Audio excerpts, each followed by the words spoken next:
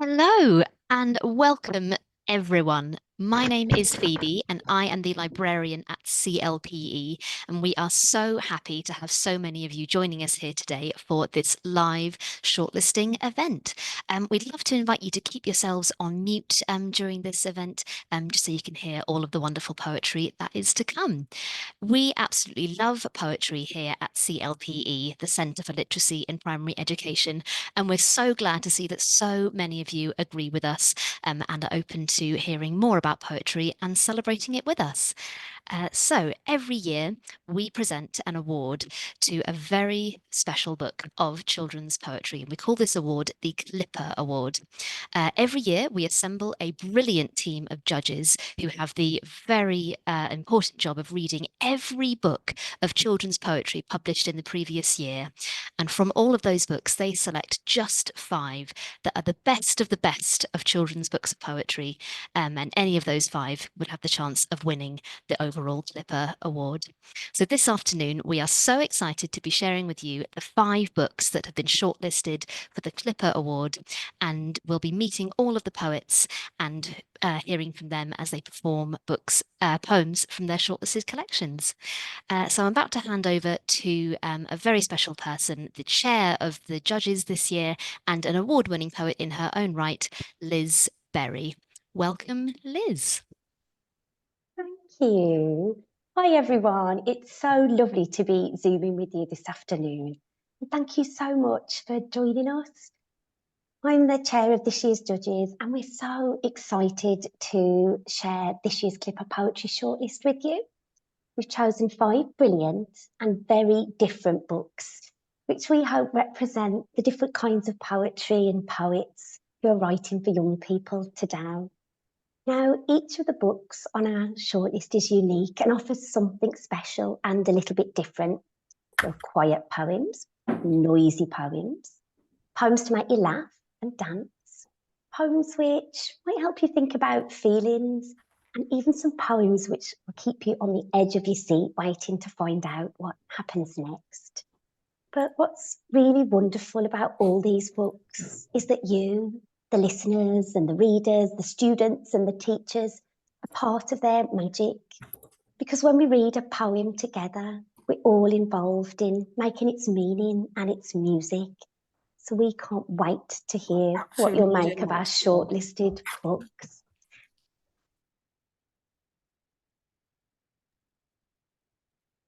So let's get to the really fun bit, and that's hearing from our shortlisted poets.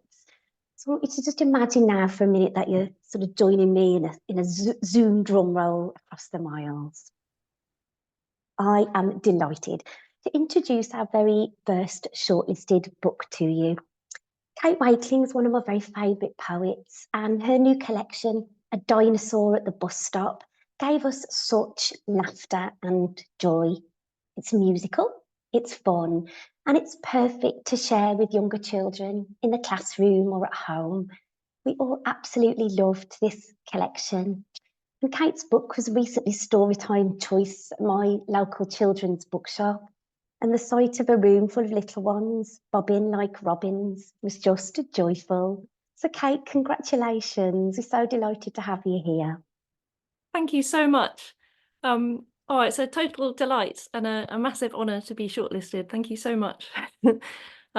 Yeah, I'm really, really thrilled that that even more children might get to know the poems in this book, especially through this amazing shadowing scheme that CLP run. So I want to say a huge thank you to you, Liz, and to all the judges, and to the wonderful CLP for hosting this lovely prize. And I'm going to read the poem about robins. I thought, why not? So this poem is called How to Bob Like a Robin. And it comes with a bit of guidance, which is please do try this at home. So if wherever you are, if you have a bit of space around you in the classroom or the hall or in your living room, and you fancy having a go at bobbing like a robin, you might want to stand up and follow some instructions and see if you too may turn into a robin. So here we are. How to bob like a robin. Hop to the right, light as a feather. Hop to the left. On the spot, hop, hop, hop.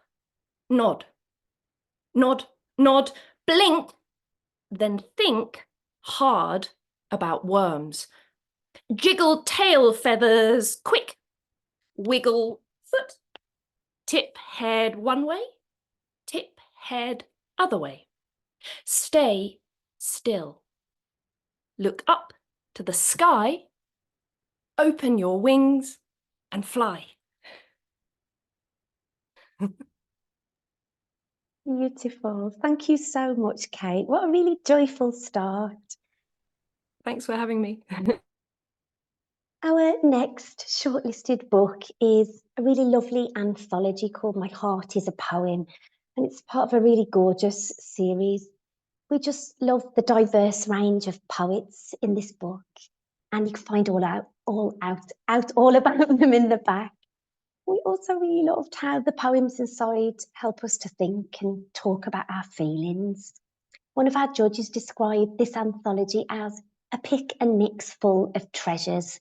And we're so lucky to have one of the poets, Nikita Gill, joining us today. Thanks, Nikita.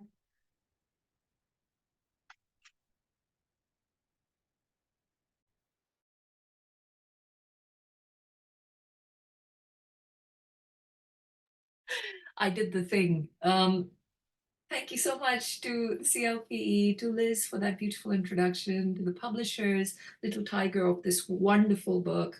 It has some of all of my favorite poets in it, like Joseph Coelho. It's got Naomi Shihab Nye, it's got J. Hume, and I'm delighted to actually be reading out my poem from this book, which is a poem called Sadness. So the book is all about celebrating all of your feelings, which means happiness as well as sadness, as well as joy, as well as pain. Everything that you feel is celebrated in this book. So my poem's called Sadness. Sometimes sadness will find you. It will come to you at dinner or in school, or after you lose a friend or someone you love. It will call to you from places where you don't expect it. It will make you feel cold and small and unloved. When it does, take its hand. Tell it that it is okay to feel sad and small sometimes. Cry with it and decide together that it is okay to break sometimes. Everyone breaks, even the ocean, even the storm. When it has told you everything it needs to, it will leave. Remember to gently close the door after its shadow. Remember, you are still whole, even after you have broken for a while. Remember, you are still loved, the same way people still love the oceans and the storm. Because no matter how many times they break, they always become whole again, just like you. Thank you. Thanks, Nikita. Oh, that was a really beautiful reading from a really beautiful book. Thank you. So our next third shortlisted collection is a really beautiful collection in translation. Balam and Lluvia's House by the Guatemalan poet Julio Serrano Echeverria, translated by Schimel. It's a really gentle, playful book about a little brother and sister living in Guatemala, but who have the same joyful dreams, disagreements and adventures as children everywhere.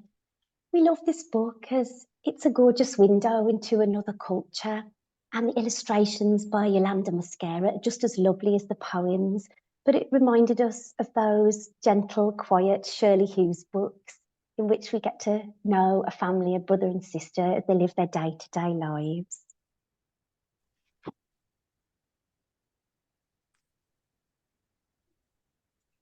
So, hello everybody. It's a great honor to be part of this Julio Serrano Echeverria. I'm in the past. It is 7 in the morning here in Guatemala. So I just want to say muchas gracias por este espacio. Thank you very much for being part of this shortlisted. So let me introduce you to my dear friend and translator, Lawrence Schimel.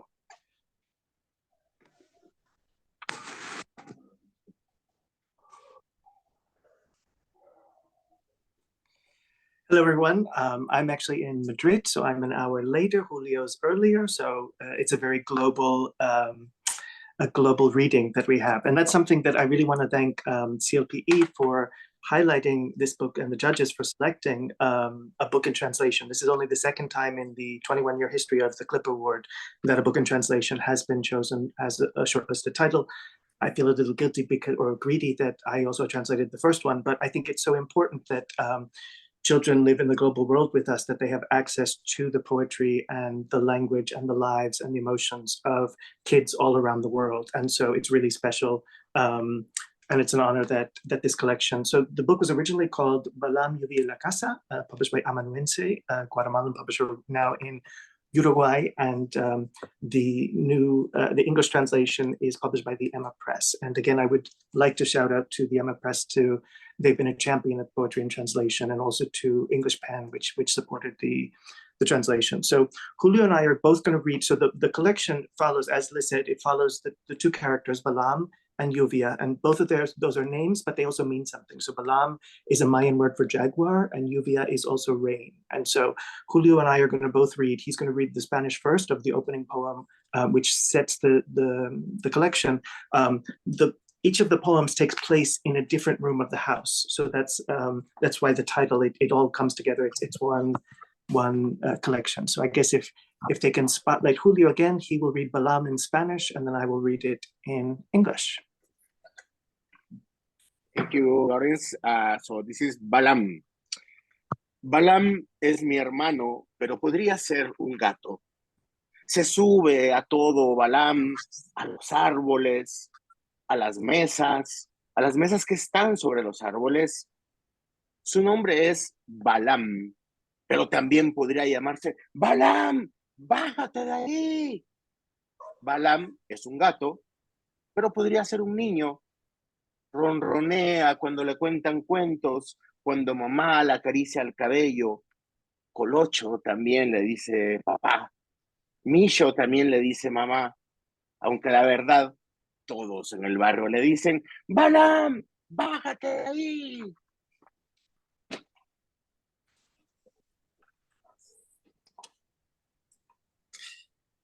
Thank you, Julio. And so now for the English translation, again, the poem is called Balam, like the characters. Balam is my brother, but he could be a cat. Balam climbs on everything, on trees, on tables on top of trees. His name is Balam, but he could also be called Balam, get down from there. Balam is a cat, but he could be a boy. He purrs when he's told stories, when Mama runs her fingers through his hair. Mama also calls him Curly, and Papa calls him Kitty Cat.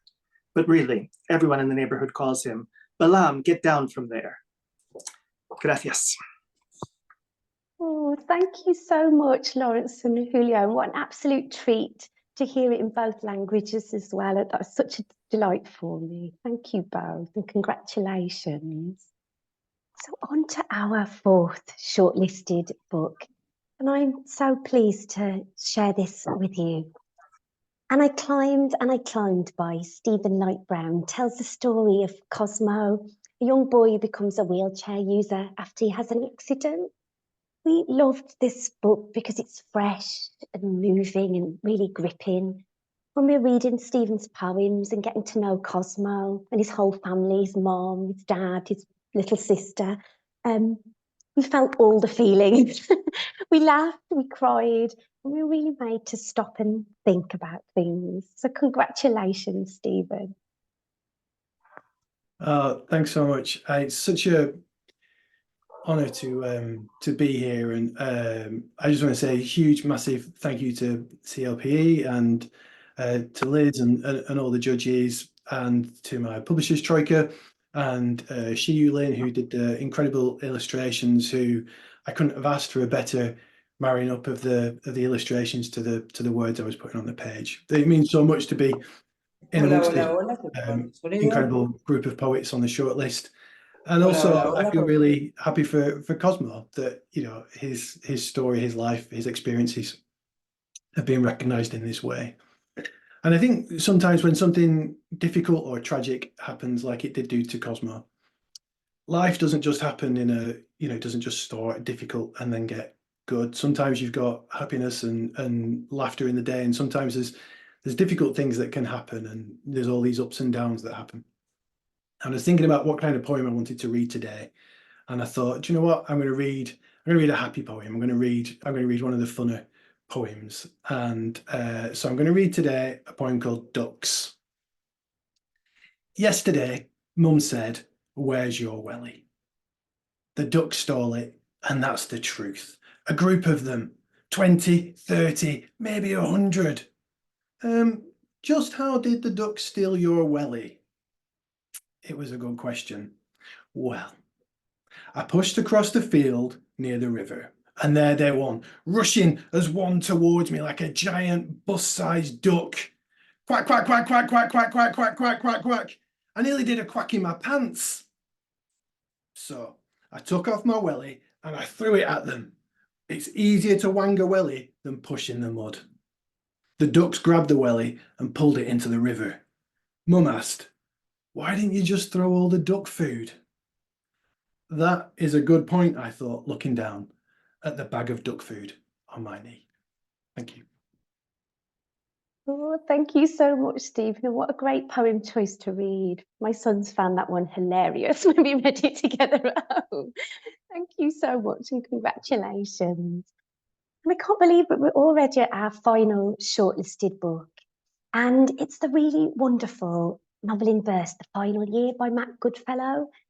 This is a fantastic story about Nate, who's in year 6 and is navigating friendships and family ups and downs in his final year of primary school. This book had us all completely gripped. One of our judges even read this book while walking. The final year uses really beautiful speech patterns of Manchester, and we thought truly captures the voice of the year 6 classroom. It's a book about friendship and care and challenges, but also about how poetry can help us to be our truest selves. So congratulations, Matt. Thank you, Liz. Thank you to CLPE and all the judges. It's great to have Nate's story here amongst all these other brilliant books. Just a quick thank you to Joe Todd-Stanton, who did the incredible illustrations on this book, and the publishers at Otter-Barry for taking a bit of a gamble on Nate's story. So thank you very much. I'm going to read you a poem which is called At Night I Walk in the Rain. At night I walk in the rain, past the shops, past school, past the shadows of what used to be, through pools of streetlight, lava lanes of traffic, space and time. An ambulance siren cuts through my mind as I climb the hill at the back of the park and sit on the bench, zip up my jacket to the neck. The city lights glow. All is not lost, Nate. All is not lost. The words circle above me, high, high above me. I close my eyes and picture Dylan and send the words across the city on wings of light, past the big coloured pencils at the children's hospital doorway, down the corridors, onto the wards, into his room, above his bed, into his head. There is light, brother. There is light. Soak it up, brother. Turn it into webs and fire them back, brother. Thank you. Oh, thank you, Matt. Another beautiful, moving reading. Congratulations. So we can't wait to hear what you make of these shortlisted books and the choices, and we hope you have loads of fun as part of the shadowing scheme. We're going to look forward to seeing lots of you when we do the final judging and awards down in July. But in the meantime, enjoy, happy poetry. And I'm going to pass you back now to someone from the CLiPPA team to tell you a little bit more. Thank you, Liz. Yes, thank you, everybody, for joining us this afternoon.